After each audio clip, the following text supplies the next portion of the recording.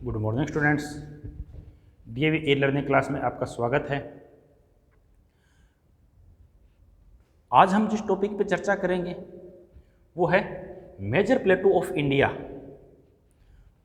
Major plateau of India, Bharat के प्रमुख पठार। भारत के प्रमुख पठार।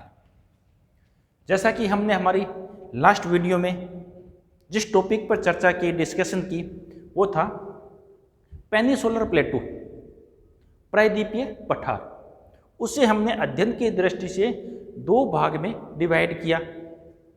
फर्स्ट ऑफ इंटरमीडिएट हिल्स और सेकंड प्लेटू। इंटरमीडिएट हिल्स या मध्यवर्ती उच्च पहाड़ियाँ, उसमें हमने अरावली, विंध्याचल, सतपुड़ा, पूर्वी घाट, पश्चिमी घाट पर चर्चा की। अब उसके पश्चात जो सेकंड पार्ट आता है प्रायद्वीपीय पठार का, उसमें प्लेटू या इसे हम बोल सकते हैं मेजर प्लेटू ऑफ इंडिया, यानी कि भारत के जितने भी पठार हैं, जो प्लेटूज हैं, वो सब के सब प्रायद्वीपीय पठार के हिस्से हैं। तो इनको हम प्लेटू को हम मेजर प्लेटू ऑफ इंडिया भी कह सकते हैं। ठीक है, तो यानी कि ये जो हमारा टॉपिक है ये पेनिसोलर प्लेटू का सेकंड पार्ट है। फर्स्ट पार्ट पहाड़ियाँ थी, जिसके बारे में हमने हमारी लास्ट वीडियो में डिटेल से स्टडी कर चुके हैं। अब हम इस सेकंड पार्ट प्लेटू के बारे में चर्चा करेंगे, जिसको हम प्लेटू या भारत के प्रमुख पठार कह सकते हैं। क्यों? क्योंकि जितने भी पठार हैं भारत के, वो सब के सब प्रायद्वीपीय पठार के हिस्से हैं। तो इस क्रम में आज हम भारत के प्रमुख पठारों पर चर्चा करेंगे। तो इसमें जो भारत के प्रमुख पठार आते हैं कौन कौन से हैं? सबसे पहले शिलोंग का पठार,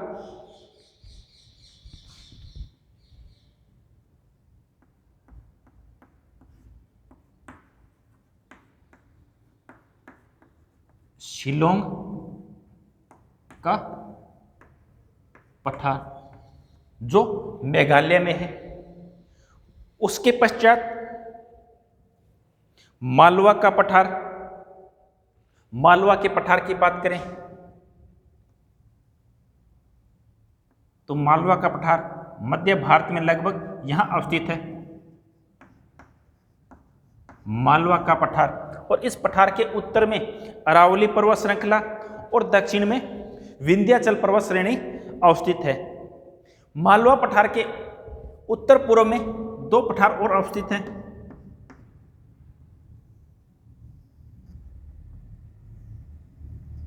छोटे छोटे दो पठार हैं,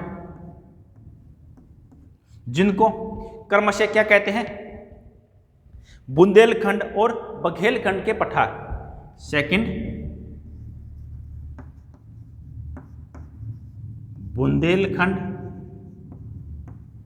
और बघेलखंड।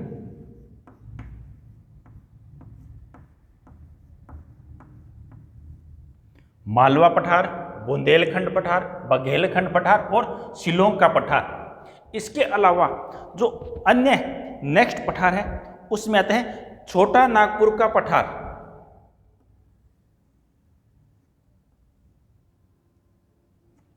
ये हिस्सा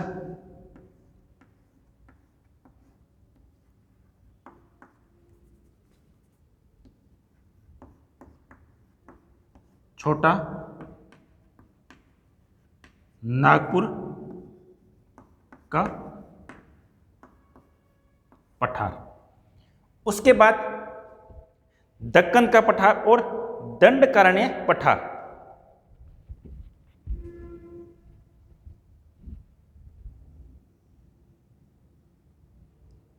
जो ये भाग है ये कहलाता है दक्कन का पठार।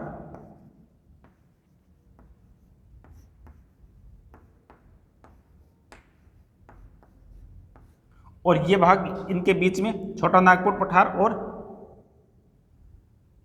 दक्कन के पठार के बीच में दंडकारण्य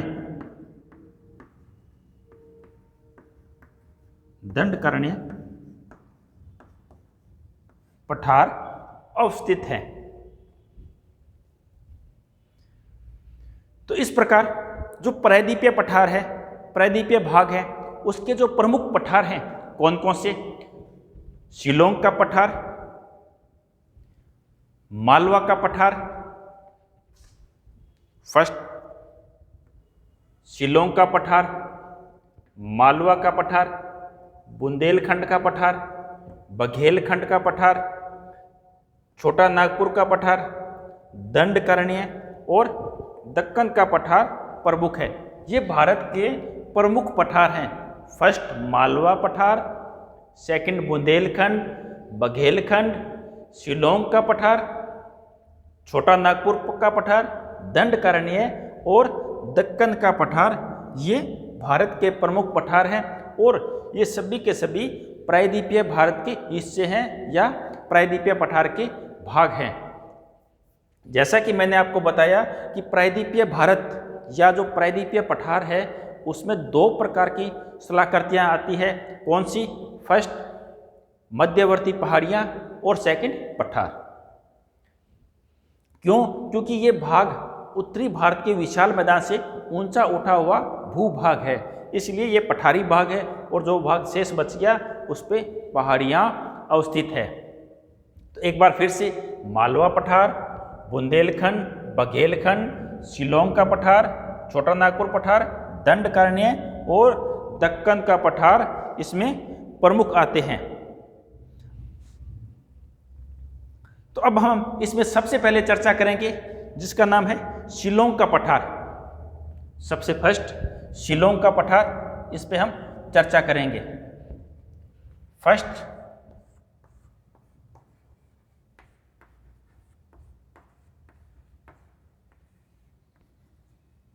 शिलोंग का पठार, ये पूर्वोत्तर भारत में अवस्थित है और ये भाग प्रायद्वीपीय भारत का ही भाग है। इसको अन्य कई नामों से जानते हैं, जैसे मेघालय का पठार, मेघालय पठार,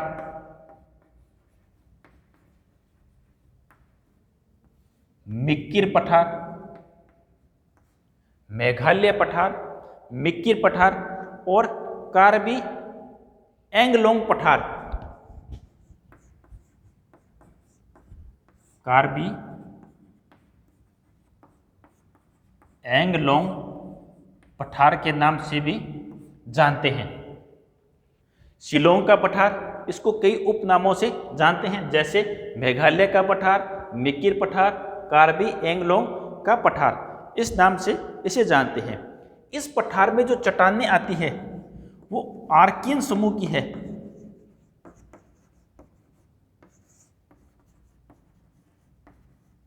यहां आर्कियन समूह की चट्टानें अवस्थित हैं। अब सबसे पहले इसकी शिलोंग पठार की बात आती है कि शिलोंग पठार भारत का हिस्सा है और शिलोंग के मध्य पूर्व साइड में बांग्लादेश अवस्थित है। तो एक बात और बता दूं, जो भौगोलिक स्थलाकृतियां हैं उनमें किसी भी देश की सीमाएं नहीं आती। क्यों? क्योंकि यह अपने आप निर्मित होती है और जो हमने देशों की सीमाएं निर्धारित की है ये हमने तय की है और ये जो बनती है, जो भूआकृतियां बनती है, ये प्रकृति द्वारा निर्मित होती है। तो ये नहीं कि ये पठार सिर्फ भारत में ही अवस्थित है, तो इसका भाग भारत बांग्लादेश में भी हो सकता है। जैसे हिमालय की बात करें तो हिमालय भारत में भी है, नेपाल में भी है, चाइना में भी है, अफगानिस्तान और पाकिस्तान में भी उसका हिस्सा है। तो जितनी भी जो जियोलॉजिकल टोपोग्राफी है वो सभी की सभी जो हमारी सीमाएं हैं इनके अंतर्गत नहीं आती, इनकी सीमा अलग होती है। तो इस प्रकार हम देखें, शिलोंग का पठार जो मेघालय में है इसके पूर्व में बांग्लादेश अवस्थित है और उसके बाद फिर भारत का भाग आ जाता है। जैसे मैंने बताया कि शिलोंग का पठार प्रायद्वीपीय भारत का हिस्सा है, ये हमारा प्रायद्वीपीय पठार है।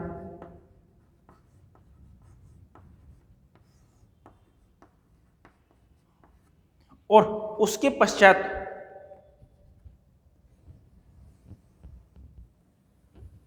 ये मेघालय का पठार है।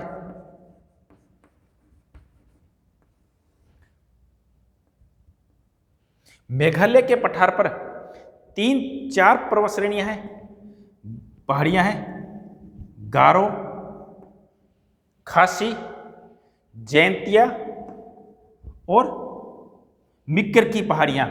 इसमें गारो, खासी, जैंतिया मेघालय में है और मिक्कर की पहाड़ी असम राज्य में है। ठीक है, तो प्रायद्वीपीय पठार और मेघालय का पठार बीच में थोड़ा अलग हुआ है। कैसे अलग हुआ है? इसको मालदा गैप कहते हैं।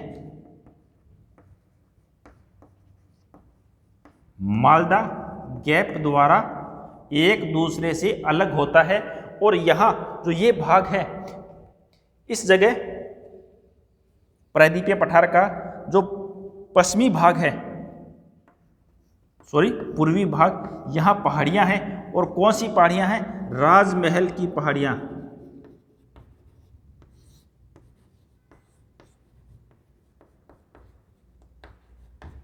राजमहल की पहाड़ियां अवस्थित है और यह प्रायद्वीपीय पठार और मेघालय का पठार मालदा गैप से एक दूसरे से अलग होते हैं। यहाँ राजमहल की पहाड़ियाँ और यहाँ गारो की पहाड़ियाँ।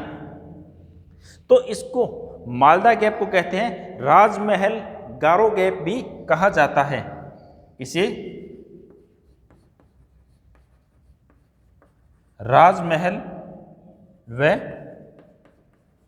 गारो गैप भी कहा जाता है। क्यों? क्योंकि यहाँ राजमहल की पहाड़ियाँ और यहाँ गारो पहाड़ियाँ अवस्थित है और बीच में जो गैप है उसको राजमहल गारो गैप के नाम से भी जानते हैं। और ये भाग कहाँ है? जो ये भाग दिखाई दे रहा है आपको,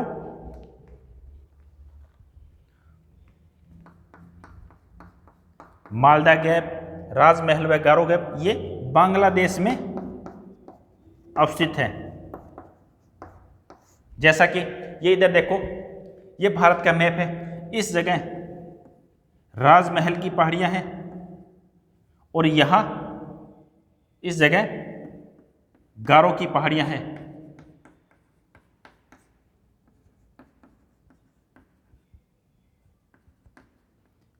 इन दोनों के बीच का जो भाग बांग्लादेश में है, इसको हम क्या बोलते हैं? मालदा गैप या गारो राजमहल गैप, राजमहल या गारो गैप, ये कहलाता है मालदा गैप, जो कहाँ है? बांग्लादेश में अवस्थित है।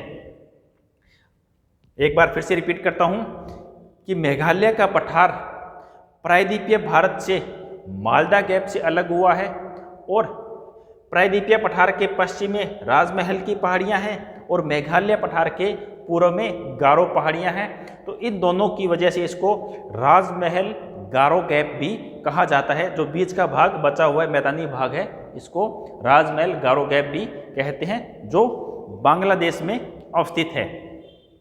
अब बात करते हैं शिलोंग के पठार की। शिलोंग के पठार पर 4 पहाड़ियां हैं, गारो, खासी और जैंतिया। गारो, खासी, जैंतिया और मिक्किर की पहाड़ियां, जिसमें गारो, खासी, जैंतिया मेघालय में अवस्थित है और मिक्किर की पहाड़ियां असम राज्य में अवस्थित है। अब उसके पश्चात बात आती है कि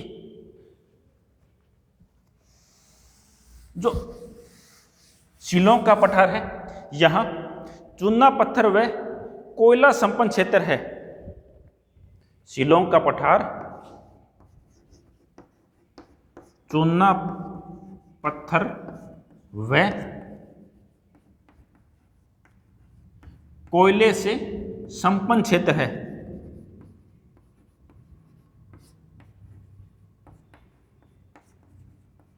यहाँ चूना पत्थर और कोयला पर्याप्त मात्रा में मिलता है। अब बात आती है शिलोंग के पठार की सबसे ऊंची चोटी। तो शिलोंग के पठार की सबसे ऊंची चोटी नोक्रेक है।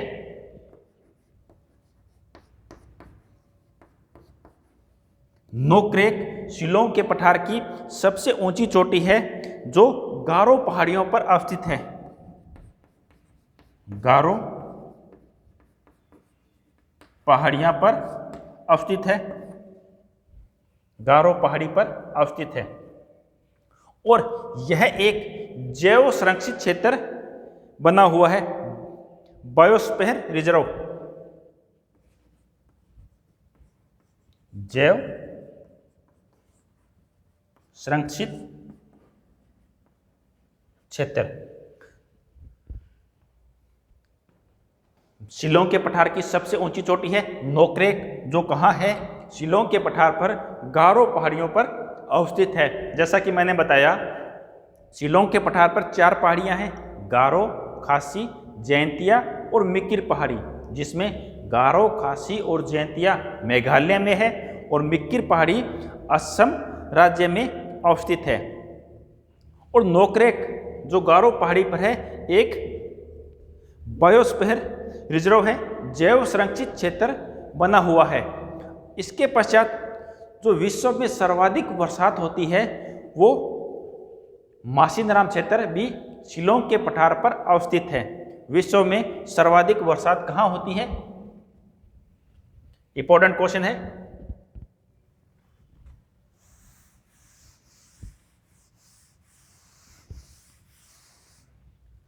विश्व की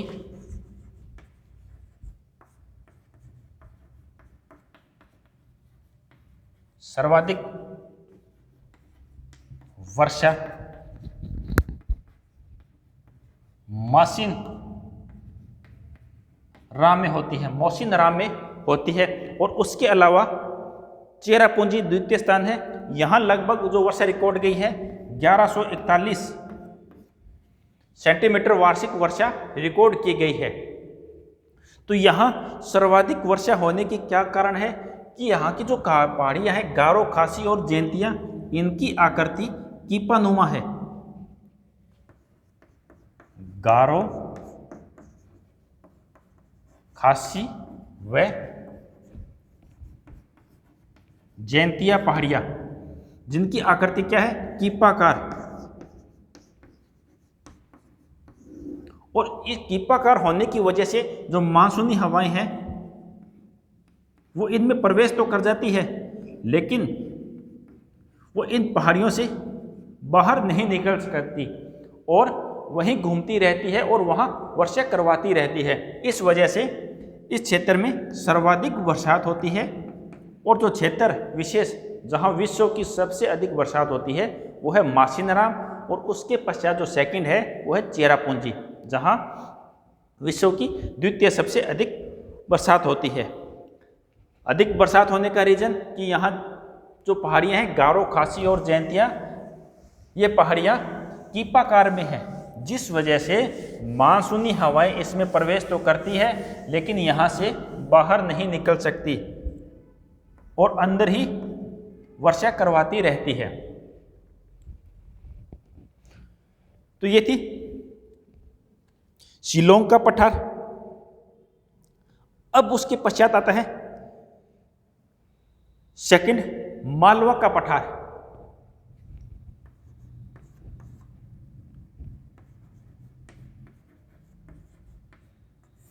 मालवा का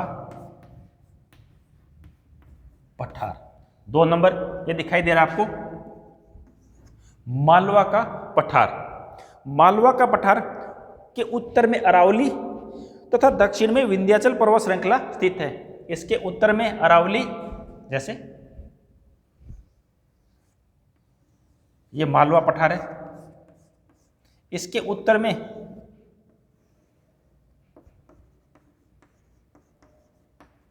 अरावली और इसके दक्षिण में विंध्याचल पर्वत है। मालवा पठार, ये मालवा पठार जो उत्तर में अरावली से और दक्षिण में विंध्याचल पर्वत श्रृंखला से घिरा हुआ है। मालवा पठार चंबल नदी मालवा पठार की प्रमुख नदी है। इस पठार की प्रमुख नदी की बात करें तो कौन सी नदी है? चंबल नदी मालवा पठार की प्रमुख नदी है। इसके साथ साथ चंबल नदी यहाँ पर बेडलैंड ट्रोपोग्राफी का निर्माण करती है, यानी कि उत्खात भूमि, उत्खात भूमि या यह बीहड़ों का निर्माण करती है, जिन्हें बीहड़, उत्खात भूमि या बेडलैंड टोपोग्राफी, जिनको हम उत्खात भूमि या स्थानीय भाषा में बीहड़ कहते हैं, इस क्षेत्र में निर्माण करती है। कौन सी? चंबल नदी। कहाँ? मालवा के पठार पर। चंबल नदी की और विशेषता है कि यह सर्वाधिक अपरदन करती है और किस प्रकार का? अवनालिका, अवनालिका प्रकार का अपरदन करती है। यह पठार काली मिट्टी का समप्राय मैदान है, यानी कि यह एक पठार मैदान की तरह है और यहाँ काली मिट्टी मिलती है। पठारी भाग होने की वजह से ऊपर उठा हुआ है, लेकिन ऊपर से ये बिल्कुल समतल एक समप्राय मैदान के रूप में अवस्थित है और यहाँ काली मिट्टी का जमाव अधिक है।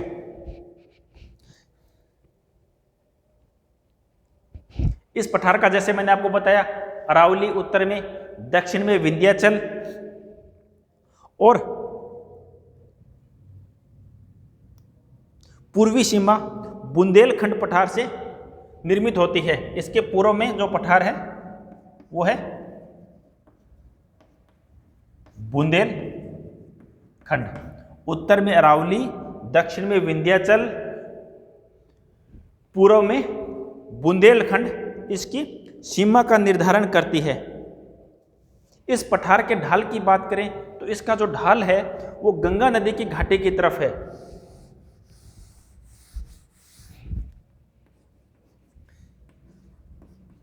इसका ढाल गंगा नदी की तरफ है, गंगा नदी की ढाल की तरफ है। जैसे यहां से इस भाग में गंगा नदी यहां से निकलती है ऊपर से, और इसका भाग उत्तर पूर्व की ओर है।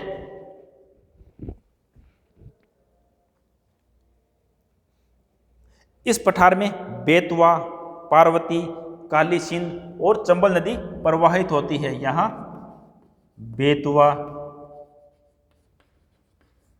काली सिंध और चंबल नदी प्रवाहित होती है, जिसमें चंबल मैंने बताया कि इसकी प्रमुख नदी है।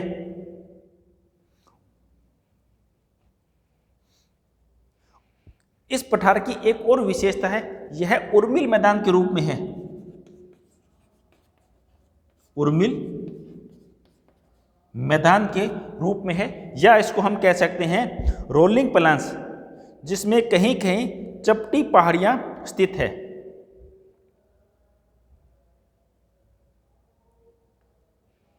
तो ये था मालवा का पठार, सेकंड मालवा का पठार। इसके पश्चात नेक्स्ट है बुंदेलखंड, बघेलखंड, छोटा नागपुर, दंडकारण्य और दक्कन का पठार। इनके बारे में हम चर्चा हमारी नेक्स्ट ई लर्निंग क्लास में करेंगे।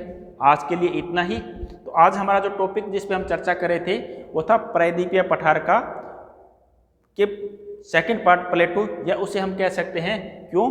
क्योंकि जो हम अध्ययन कर रहे हैं वो है प्रायद्वीपीय पठार, और पठार पे ही जो मुख्य पठार है, या हम कह सकते हैं भारत के प्रमुख पठार, मेजर प्लेटू ऑफ इंडिया, जिसके बारे में हमने चर्चा की।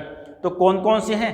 शिलोंग का पठार, मालवा पठार, बुंदेलखंड, बघेलखंड का पठार, छोटा नागपुर का पठार, दंडकारण्य और दक्कन का पठार। ये भारत के प्रमुख पठार है, जिसमें आज हमने शिलोंग का पठार और मालवा के पठार पर चर्चा की।